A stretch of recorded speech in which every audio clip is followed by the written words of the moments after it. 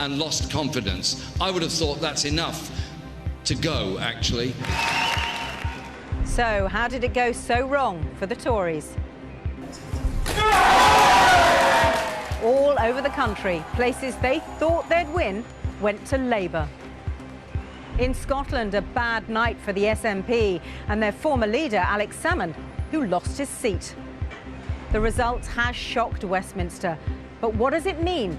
And what happens now? Hello and welcome to 5 News. I'm Sian Williams, live in Westminster. It has been, quite frankly, an extraordinary day after a night that's left Theresa May clinging to power and raised so many unanswered questions. She walked back into 10 Downing Street today saying she will form the next government. But after the Conservatives fell short of an overall majority here in the House of Commons, it will have to be with the backing of Northern Ireland's Democratic Union. Well, here's where we stand after those results, with one still to be counted. The bare minimum of seats for that all-important majority was 326. But the Tories have only got 318 seats, which would be a loss of 13 on 2015 and short of that majority. Labour had a far better night than many had predicted, with at least 261 MPs being elected, and that's 29 more than 2 years ago. The SNP have ended up with 35 MPs. That's a big drop of 21, while the Lib Dems will have 12, 4 more than before. But of the other parties, the key one is the DUP.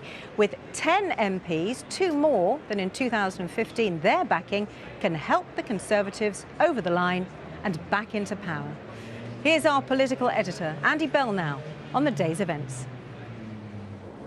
Back from the palace with husband Philip and with an instruction to form a government. She had had a terrible election night, but you'd hardly guess from what she had to say. What the country needs more than ever is certainty. And having secured the largest number of votes and the greatest number of seats in the general election, it is clear that only the Conservative and Unionist Party has the legitimacy and ability to provide that certainty by commanding a majority in the House of Commons. This will allow us to come together as a country and channel our energies towards a successful Brexit deal that works for everyone in this country, securing a new partnership with the EU which guarantees our long-term prosperity. That's what people voted for last June. That's what we will deliver. Now let's get to work. She's lost her majority and much of her authority, but she remains defiant and she's not going. Last night, the shock of the result was clear, and the questions followed. Are you resigning, Prime Minister? Labour have had a much better election than expected. They may have won fewer seats than the Conservatives, but their leader still claims he's ready to take over. We are ready to do everything we can to put our programme into operation. There isn't a parliamentary majority for anybody at the present time. The party that has lost in this election is the Conservative Party. The arguments the Conservative Party put forward in this election have lost. I think we need a change. The Liberal Democrats made some gains, but lost a former leader. But I, of course, have encountered this evening something that many people have encountered before tonight, and I suspect many people will encounter after tonight, which is, in politics, you live by the sword and you die by the sword. I'm very well, thank you very much. An interesting day ahead. While the current leader added his voice to those saying the Prime Minister should quit. Like David Cameron before her, our Conservative Prime Minister rolled the dice and put the future of our country at risk out of sheer arrogance and vanity. In Scotland, the SNP leader lost more than a third of her MPs. Another independence referendum seems a distant prospect now. A bad night for UKIP too. No MPs and yet another leader resigns, despite this prediction. I even predict, after last night, that if things go the way I expect, then UKIP could, in 18 months' time, be bigger in terms of poll ratings and members than it ever has been before. However, it will not be with me as its leader. There's bitterness among Conservatives over what went wrong. This from a man Theresa May sacked. The manifesto, which was drafted by her and about 2 other people, was a total disaster, must go down now as one of the worst manifestos in history. Do these 10 MPs hold Theresa May's fate in their hands? The PM's already been on the phone to the leader of the Democratic Unionist Party, but she's not giving much away. The Prime Minister has spoken with me this morning, and we will enter discussions with the Conservatives to explore how it may be possible to bring stability to our nation at this time of great challenge. Thank you very much. And that was that. Theresa May is back in Downing Street. She is still Prime Minister, but surely she never imagined it would happen like this.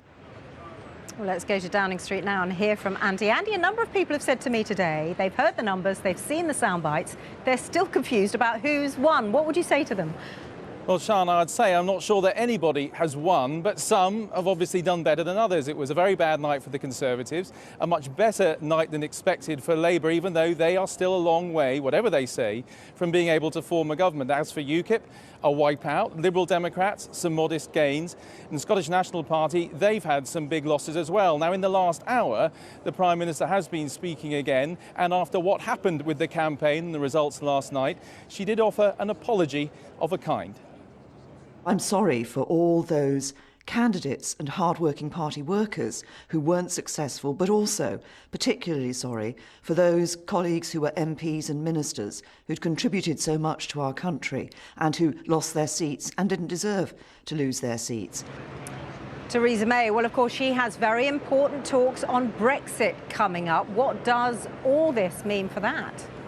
Well, Theresa May said she called this election because she wanted to get a mandate to give her the power to go into that negotiation and deal more strongly with the other European Union governments. But the fact is, she has not got that mandate. She's actually lost seats, so logically, she goes in less powerful than she would have been otherwise. And it's not just a question of the deal she'll be trying to win in Brussels. It's also, presumably, with any kind of negotiation, any kind of deal she could bring back, she would have to try and sell it and get it through the House of Commons. And after last night's results, it does look as if that is going to be even more difficult. So what started off as an exercise to try and make her negotiation of a successful Brexit deal easier, well, it looks like it's made it harder. All right, Andy, thanks for that. We'll hear from you a little later on as well. Labour's performance, as we've been hearing, defied almost all expectations, not least those of a number of Labour MPs. Around this time last year, Jeremy Corbyn was dealing with a challenge to his leadership, but last night he took the party to its biggest share of the vote since 2001, and with it, he's won over many of his doubters. Our chief correspondent, Tessa Chapman, reports. Thank you. How are you doing? Okay. No wonder he looks happy. The man many wrote off as Labour leader returned to his Islington constituency this afternoon, knowing he'd pulled off a spectacular turnaround. Success in his own seat in the early hours came as no surprise. And I'm very proud of the results that are coming in all over the country tonight of people voting for hope for the future and turning their backs on austerity. As the results rolled in, the scale of the Labour surge ignited optimism. Supporters dancing with joy as former Lib Dem leader Nick Clegg's seat turned red.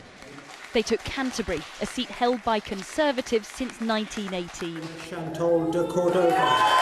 Marsha de Cordova claimed the scalp of Tory Minister Jane Ellison in Battersea. Shadow Home Secretary Diane Abbott answered an onslaught of negative press with a massive increase in majority, as Norwich's Clive Lewis couldn't quite contain himself. A dawn chorus at Jeremy Corbyn's home heralded a new day in British politics, as former critics turned supporters.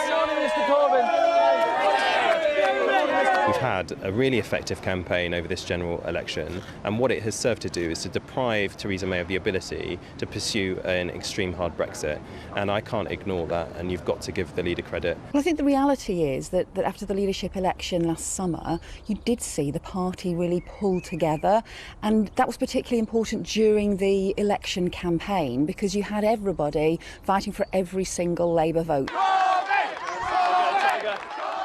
They didn't win the election, but enough support to force the Tories into a minority government.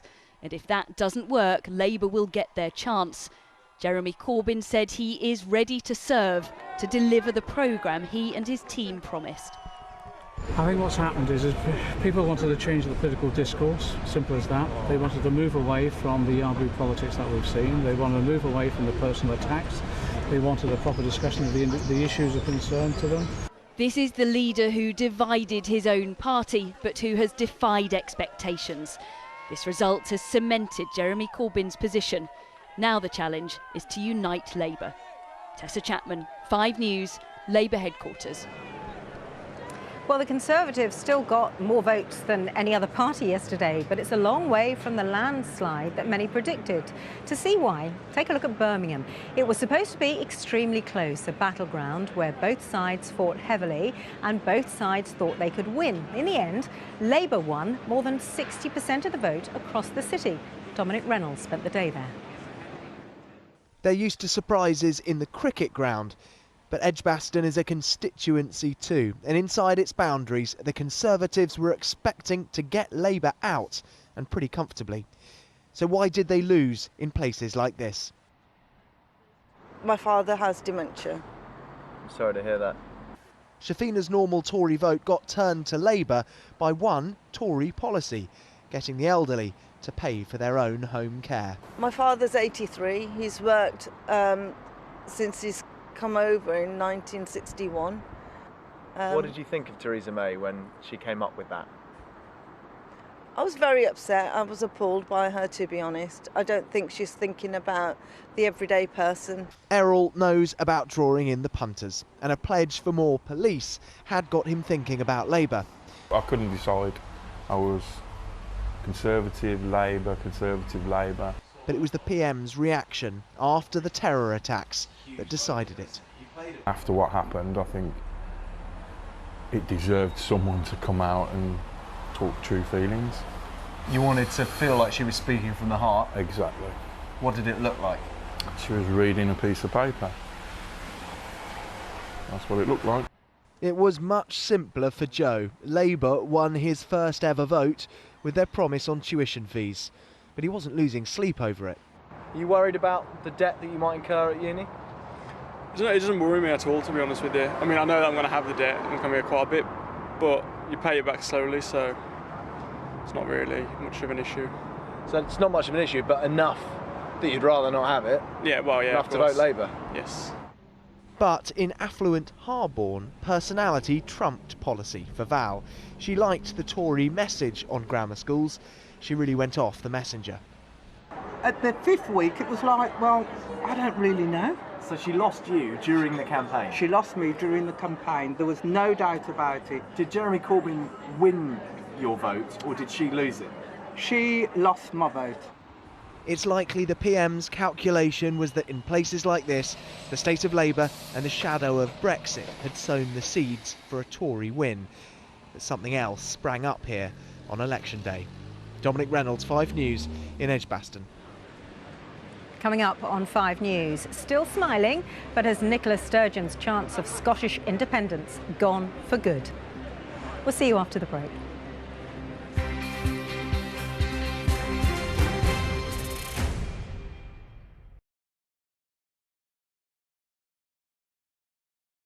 The £1 Health Lottery runs 5 days a week, giving away a jackpot of up to £100,000.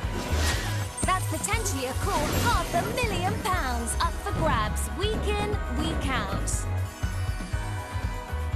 You can play on every Tuesday, Wednesday, Thursday, Friday and Saturday. And it's still half the price of Lotto at just £1. The Health Lottery. Don't just imagine it, live the dream.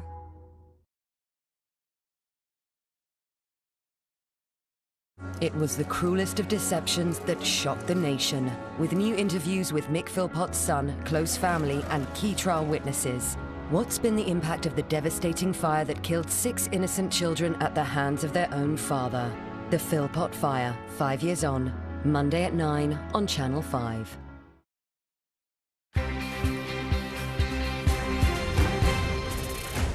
Hello and welcome back. You're watching 5 News live from Westminster.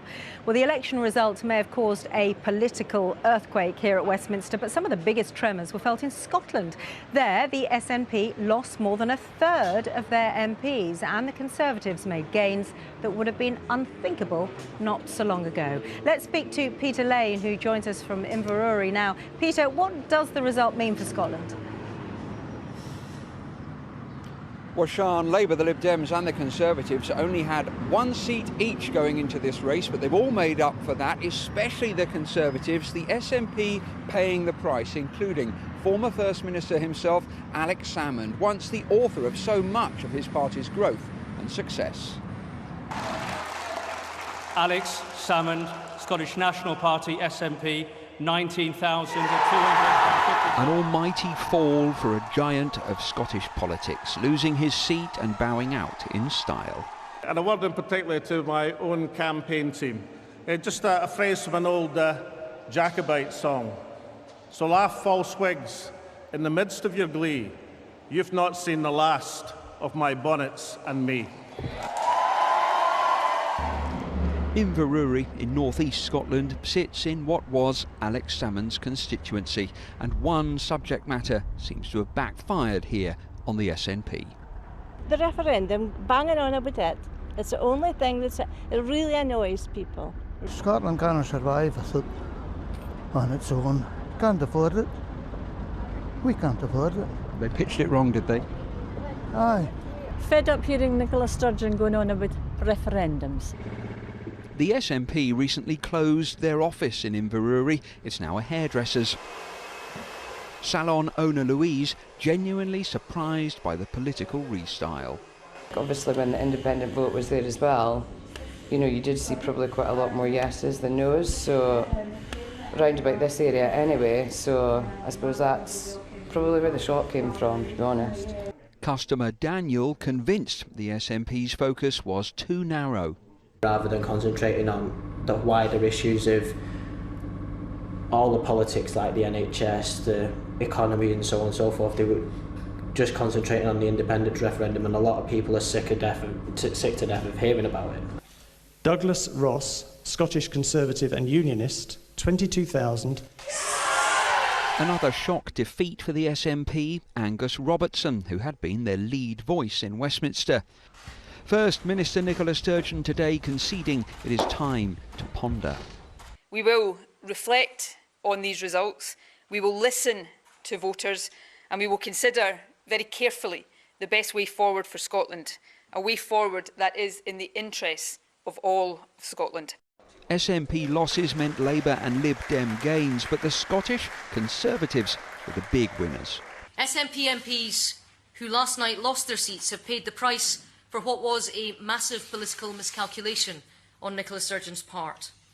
And this morning we have heard SNP figures acknowledge that the referendum demands were behind its bad result. In Inverurie today, they were repainting the lines in the road as the direction of political travel here shifts. So the Conservative strategy in this campaign of pitching themselves as the party to keep Scotland and the UK paid off. The SNP clearly still the dominant force here, but they've lost some of their momentum. Peter, thank you. Well, as we mentioned earlier, the biggest upset of the night came in Canterbury. It's been Conservative for 99 years. Its current MP had a majority of nearly 10,000. All that, though, swept away by a Labour surge. It is another city with a large population of students, but as Catherine Jones found out, it wasn't just Labour's promise of scrapping tuition fees that won the day. At the University of Kent, on the outskirts of Canterbury, the students are as shocked as anyone else that the city now has a Labour MP. But it's these young people flexing their political muscle that's credited with delivering Labour an astounding 20% rise in their share of the vote. Josh, a first-year history student, says it all just feels more relevant. Politics have become a lot more engaging with young people, I think, in the last few years, especially since the Brexit vote, where it's really pushed in your face that every decision made, every vote now will directly affect both your future and your children's futures. Students can register to vote either in their hometown or where they study, and Kent Students' Union did run a big drive to encourage this. But head into the centre of Canterbury and you find other factors that may have contributed to the Conservative defeat here. Although I support Brexit, I do think Theresa May has possibly come over a bit too strong and a bit too blunt. We're Remainers here in Canterbury. The cost of sort of caring, social care and things like that, that made an influence. And they don't even want to look after the old people, and also they want to take their houses off of them now, and I just think it's disgusting, really. Simon, who's a nurse, changed from Lib Dem to Labour at the last minute. This morning, he felt compelled to write down how it made him feel. Just 187 votes in it. History is made. I decided to vote in the first instance tactically, but also I think afterwards on reflection, I felt as though Jeremy Corbyn gave me a little bit of optimism that maybe things can change. I feel as though maybe just like my small vote counted, there's a feeling in me at least that small actions can make a difference. Negative feelings about the Tories, positive ones towards Labour, and a galvanised youth vote have given Canterbury its first ever Labour MP. And it seems the same political forces have delivered the United Kingdom a hung parliament. Catherine Jones, 5 News, Canterbury. Well, before we go, let's return to Andy Bell in Downing Street. An extraordinary election campaign, Andy. The result, of course, even more surprising. You spent the past 7 weeks on that election trail. What's your take on the past 24 hours? Well, Sian, we thought last year's referendum was a pretty extraordinary result. An election that would deliver stability has instead revealed British politics still to be very fragile and government essentially still to be in a very weakened state. And on top of all of that, what we have looming is probably the greatest challenge to British government in modern political history in peacetime, getting Britain successfully out of the EU. It's going to be quite a tall order, and Theresa May is a weakened Prime Minister with a weakened government to try and deliver it. Thank you very much, Andy. What an election it has been. Theresa May demanded it and made it all about her. But after a catastrophic campaign, U-turns and no-shows, her initial huge lead disappeared overnight. Much of it eaten up by young people, those voting for the first time, persuaded by Jeremy Corbyn and his talk of helping the many, not the few. He didn't win. In truth, no one won this election. Strong and stable might not feel like it in the months to come. That's all from me. Matt is back at 6:30 with a 5 News Tonight special on this amazing election result. For now, though, thanks very much for watching. Bye-bye for now.